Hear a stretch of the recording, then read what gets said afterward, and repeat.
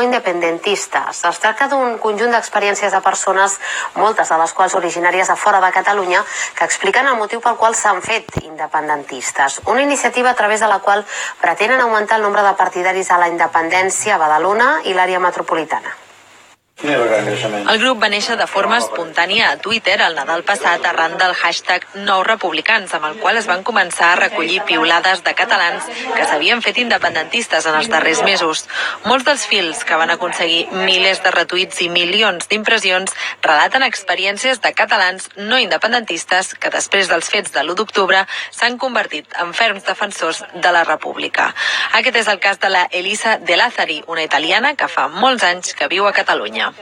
Vaig començar a despertar-me una mica a nivell polític amb l'Estatut, amb les retallades de l'Estatut. I després, sobretot, a partir dels atemptats, la gestió que van fer els Mossos va ser impecable i després surten els de la meseta, rebutgen una investigació independent, que a més l'han demanada des de fora d'Espanya. El seu objectiu és augmentar el nombre d'independentistes a tot Catalunya, però especialment a l'àrea metropolitana. A través de les seves experiències volen convèncer la població que la independència és positiva i que no genera una fractura social, tal i com asseguren els unionistes.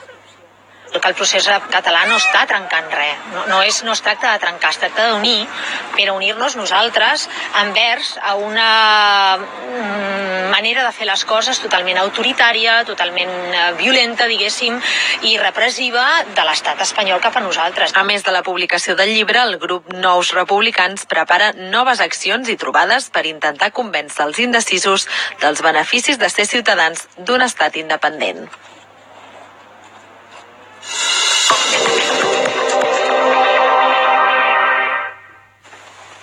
La fusta és el material del segle